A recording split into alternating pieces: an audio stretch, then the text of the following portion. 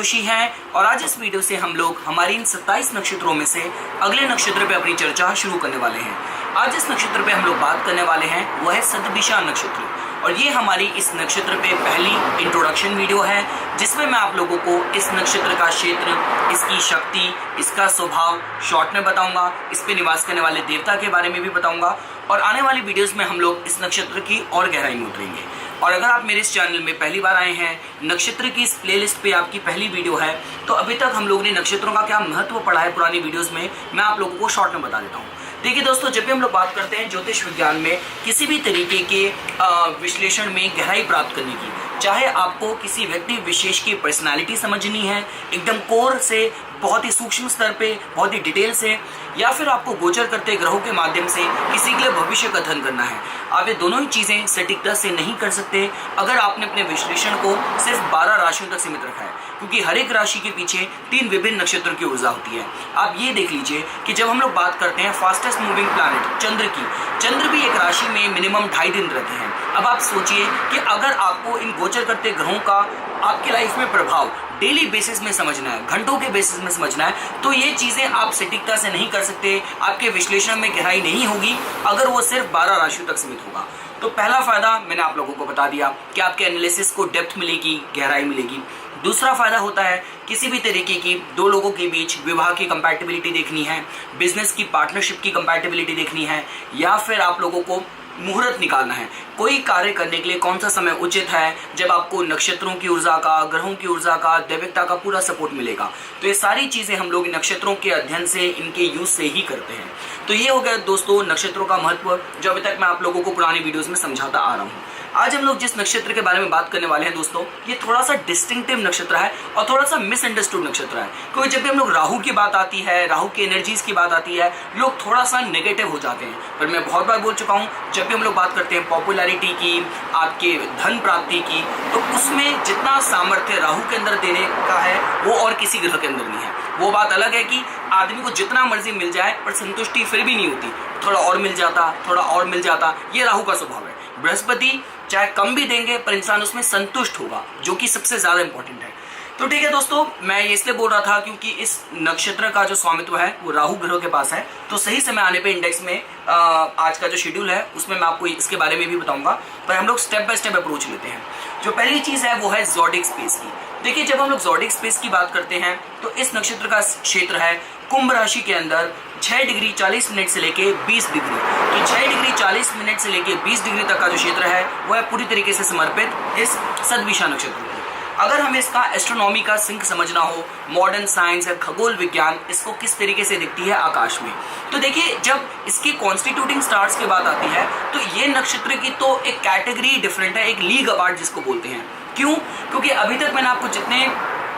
भी पुराने नक्षत्र पढ़ाए हैं, किसी की जो कॉन्स्टिट्यूटिंग जो नंबर ऑफ स्टार्स थे जो उसको मिलके बनते थे उस नक्षत्र को, वो 2 स्टार थे, 4 स्टार थे, 5 स्टार थे। पर जब हम लोग इस नक्षत्र की बात करते हैं so it constitutes of 100 stars, तभी इसको बोलते हैं शत तारा, शतभिषा। तो 100 stars constitute of this Shatabhisha नक्षत्र, और इसमें से इन 100 स्टार्स में से जो सबसे ब्राइट वन है उसको गामा एक्वरी बोलते हैं, सतभिषा भी बोलते हैं। अब देखिए दोस्तों, जब हम लोग बात करते हैं कि प्राचीन समय में जब हमारे ऋषियों ने आकाश की तरफ देखा तो उन्होंने इन 100 स्टार्स को, जो कहते हैं ना कि 100 मेडिसिन्स, 100 हर्ब्स, 100 फिजिशियंस, 100 जो चिकित्सक होता है, जो हीलर है, जो डॉक्टर है, उसकी तरह देखा। तो आपको थोड़ा बहुत आइडिया लग गया होगा कि इस नक्षत्र की ऊर्जा में हीलिंग पावर, हीलिंग टेंडेंसीज बहुत ज़्यादा है। दोस्तों देखिए, आप एक बात ध्यान रखिएगा, जब भी हम लोग हीलिंग की बात बोलते हैं तो हीलिंग का मतलब ये हमेशा नहीं होता कि आपको डॉक्टर बनना है, आपको साइकेट्रिस्ट ही बनना है, आपको साइकोलॉजिस्ट ही बनना है। भाई, जिस इंसान के अंदर आपके दुख दूर करने की क्षमता है, मैं उससे मेरा मतलब है हीलर बोलने का। अब चाहे वो कोई alternate form of medicine use कर रहा हो, होम्योपैथी यूज़ कर रहा हो, टैरो रीडिंग यूज़ कर रहा हो, या फिर उस इंसान का ऑरा ही इतना स्ट्रांग है कि वो भजन करके, कीर्तन करके लोगों का दुख दूर कर रहा है, लोगों को लाइफ में क्लैरिटी दे रहा है। आप किसी प्रॉब्लम से जूझ रहे हैं, आप ऐसे इंसान के पास गए जिसकी लाइफ में सतभिषा का बहुत स्ट्रांग प्रभाव है, तो उसको पता है कि आपको उस दर्द से निकालने के लिए क्या बात बोलनी है जो आपका दुख दूर करेगी। यहाँ तक कि लोगों का जो अपना ऑरा ही होता है वो बहुत ही रेजुविनेटिंग होता है, बहुत सूदनिंग होता है, बहुत हीलिंग होता है। तो ये दोस्तों मेरा मतलब है इसकी हीलिंग टेंडेंसी से आपको बताने का।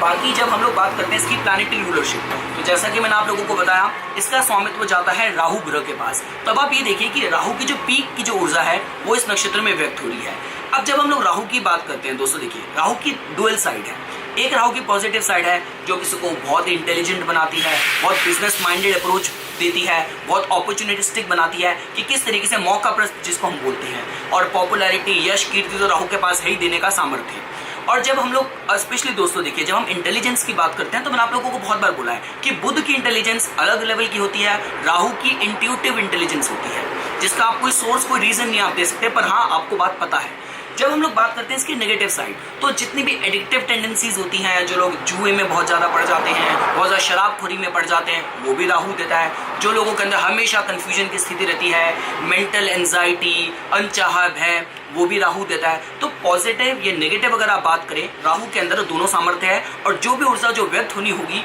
वो इस नक्षत्र में पीक पे व्यक्त होगी, क्योंकि राहु की पीक की एनर्जी है सदभिषा।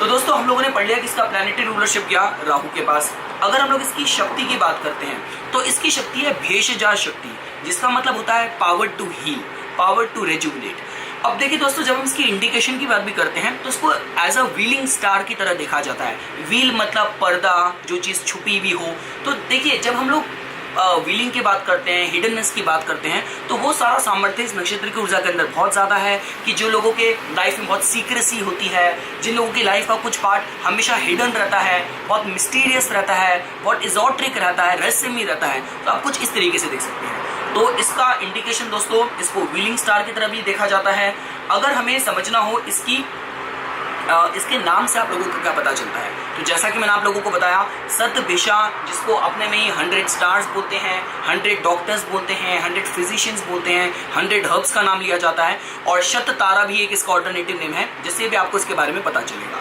अगर हमें दोस्तों इसके जुड़े सिंबल के बारे में जानना हो, तो देखिए इससे जो जुड़ा सिंबल है वो है आपका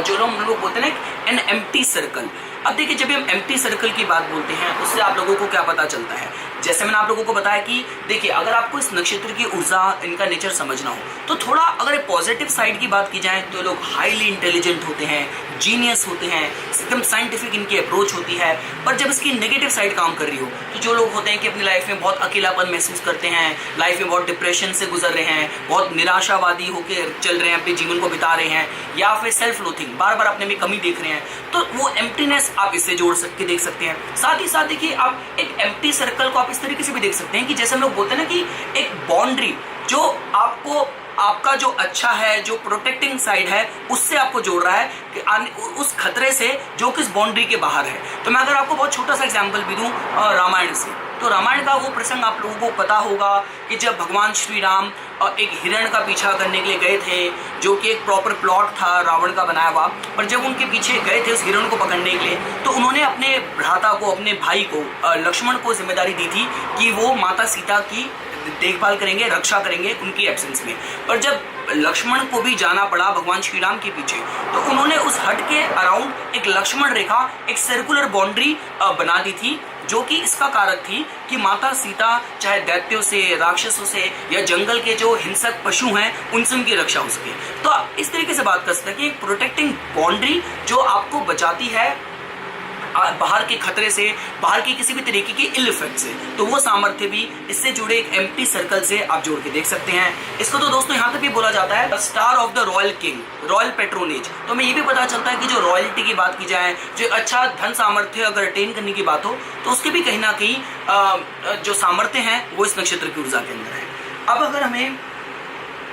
बात करनी हो इस पे निवास करने वाले देवता के बारे में, डीटी के बारे में, तो देखिए जो वरुणा है, वरुणा को इससे जोड़ के देखा गया है। अब वरुणा को हम लोग बोलते हैं he is the God of the cosmic ocean, he is the God जो रिप्रेजेंट करते हैं, जो प्रतिनिधित्व करते हैं मौसम में बदलाव होने का, दिन और रात के बीच जो चेंजेस होते हैं, आसमान में भी जो अगर आप स्टॉर्म्स की बात करते हैं, तो जो स्टॉर्म्स हैं, जो बिजली कड़क रही है, उसका जो सोर्स है, तो इन सब चीज़ों से वरुणा को जोड़ के देखा जाता है। लेकिन सबसे ज़्यादा जो आइडल उनका जो उनका व्यक्तित्व है, जो हमारे वेदों में, पुराणों में डिस्क्राइब करा गया है, वो इस तरीके से करा गया है कि उनको एक the God of the cosmic ocean, और उनको हीलिंग, एक रेजुविनेटिंग गॉड की तरह दर्शाया गया है, जिनके एक हाथ में हर्ब्स हैं, आपकी जड़ी बूटियां हैं, और दूसरे हाथ में एक पॉट है या एक मटका है, और जिस मटके के अंदर जो हम बोलते हैं सोमा, जो ड्रिंक ऑफ द गॉड्स, जो देवताओं को एनर्जी प्रदान करता है, स्फूर्ति प्रदान करता है, तो वो सारे जो रेजुविनेटिंग हर्ब्स, मेडिसिन उनके हाथ में है। इस तरीके से उनको दिखाया गया है। तो ये जो हीलिंग टेंडेंसीज हैं, हीलिंग क्वालिटीज जो अभी तक हम लोग डिस्कस करते आ रहे हैं, आपको उसके बारे में पता चलेगा। साथ साथ काफ़ी विद्वान लोग इस शतभिषा नक्षत्र पे निवास करने वाले जब देवता की बात होती है तो भगवान शिव को भी इस पे निवास करने वाले देवता की तरह जोड़ के देखते हैं। अब देखिए दोस्तों, मैंने इस पे एक अलग से वीडियो भी बनाई थी। उस समय मैंने आप लोगों को नक्षत्र पढ़ाना शुरू नहीं किया था, तो अब आज आप लोगों को उसका महत्व पता चलेगा। देखिए, काफ़ी विद्वान लोगों का मत ये है कि वो भगवान शिव को कुंभ राशि से जोड़ के देखते हैं। अब देखिए, जब राशि की हम लोग बात करते हैं तो राशि एक कैटेगरी है, पर उसके अंदर पीछे से एनर्जी कहाँ से आ रही है? सब कैटेगरी से आ रही है, जो कि उसके जो 3 पाव हैं वह है 3 नक्षत्र। अगर हम कुंभ की बात करते हैं तो कुंभ के क्षेत्र में 3 नक्षत्रों की ऊर्जा आती है। धनिष्ठा जो कि भगवान शिव की जो डांसिंग टैलेंट्स हैं, जो म्यूजिकल टैलेंट्स हैं, खुद धनिष्ठा का सिंबल ही डमरू है, उसको रिप्रेजेंट करता है। जब हम बात करते हैं सतभिषा की, तो सतभिषा भगवान शिव की जो मेडिटेटिव क्वालिटीज़ हैं, जो योगी वाली रिनंसिएट जो क्वालिटीज़ हैं, उसको वैरागी वाली क्वालिटीज़ उसको रिप्रेजेंट करता है। और इसके बाद जो नक्षत्र है जो कि कुंभ एक्वेरियस के जोन में ही है, क्षेत्र में ही है, वह पूर्व भद्रपदा जो शिव की डिस्ट्रक्टिव और संहारक क्वालिटीज रिप्रेजेंट करता है। अब मुद्दा क्या है, क्योंकि कुंभ के अंदर के जो हमने 3 नक्षत्रों की बात करी, जो सबसे मिडल में, जो कोर में, जो मध्य में ऊर्जा है, वो है सतभिषा की। तो जिस वजह से काफ़ी विद्वान लोग भगवान शिव को भी इससे जुड़े एक डीटी की तरह, एक ईश्वर की तरह जोड़ के देखते हैं। अगर हमें दोस्तों इसका नेचर, इसका स्वभाव के बारे में जानना हो तो देखिए, सबसे पहली चीज़ अगर मैं पॉजिटिव क्वालिटी बताऊं तो इन लोगों की जो व्यक्तित्व का जो डिफाइनिंग ट्रेट होता है, जो इनको बताता है, वो होता है सीक्रेसी। अब देखिए, सीक्रेसी मतलब ये है कि काफ़ी बार ये होता है कि मतलब इन लोगों का जो लाइफ का पार्ट होता है और दुनिया के सामने बड़ा एक सीक्रेटिव, बड़ा हिडन सा रहता है। मतलब ऐसा हो सकता है कि अब मतलब इन लोगों ने अपने अराउंड, इनके अराउंड एक ऐसी बाउंड्री सी बनी हुई है कि और लोग इनसे बात करना चाहते हैं, और लोग इनसे दोस्ती करना चाहते हैं, पर इन तक कोई पहुंच ही नहीं पा रहा, इनको पूरी तरीके से कोई जान ही नहीं पा रहा। और देखिए, ये इसके पॉजिटिव साइड भी हो सकती है, नेगेटिव साइड भी हो सकती है। अब देखिए, पॉजिटिव कैसे हो सकती है? हो सकता है कि इंसान रियल लाइफ में कोई क्रिमिनल हो, लेकिन जो उसका बाहर इंप्रेशन है, क्योंकि कोई उस तक पहुंच ही नहीं पा रहा, उसके एकदम अंदर तक, कोर तक उसको जान ही नहीं पा रहा, और उसका बाहर जो इंप्रेशन है, जो राहु का इल्यूजन है, भ्रम क्रिएटेड है, ये तो बहुत स्कॉलर होगा, बहुत बड़े उच्च पद में होगा, बहुत ज़्यादा इसकी सामाजिक प्रतिष्ठा होगी, ऐसा कुछ कहीं का रॉयल लीनेज होगी, पर असल में तो इंसान कुछ और है। तो जो सीक्रेसी इन लोगों का एक डिफाइनिंग ट्रेट है इनकी पर्सनैलिटी का। दूसरी चीज़ कि इन लोगों के अंदर एक टेंडेंसी होती है कि लोग हमेशा लाइफ में चीज़ों को with the I of suspicion की तरह देखते हैं। कि अब देखिए, इसका मतलब ये नहीं कि इनका शकी नेचर होता है, पर काफ़ी बार ये भी है कि ये चीज़ों को लॉजिक में, रीज़न से, तथ्यों के आधार पे ही प्रमाणित होने के बाद किसी चीज़ को बिलीव करते हैं, किसी में अपना 100% विश्वास करते हैं। तो आप ये इनके स्वभाव की, नेचर की एक साइड देखेंगे। इंटेलिजेंट, जीनियस, नॉलेजेबल तो ये लोग हैं ही। जैसे हम लोग बोलते हैं ना, जैसे अगर मैं आपको एक बात बताऊं, फॉर एग्जांपल, जैसे काफ़ी रोल्स जो हमारी हिंदी पिक्चरों में नाना पाटेकर करता है, कि जो कि बहुत ही उसे एक बहुत ही इंटेलिजेंट दिखाया गया है, बहुत ही मतलब जो बिल्कुल करप्ट नहीं है, बहुत ही ऑनेस्ट है, लेकिन उसके स्वभाव में थोड़ा रूखापन है, बहुत ज़्यादा सफाई नहीं है, कभी कुछ बोल दिया, कभी एकदम से ऐसी बात बोल दी, सामने वाले को हर्ट कर दिया। तो ऐसे कुछ जो जीनियस होते हैं, जो टिपिकल साइंटिस्ट लोग होते हैं, रेक्लूसिव, अकेलापन पसंद करना,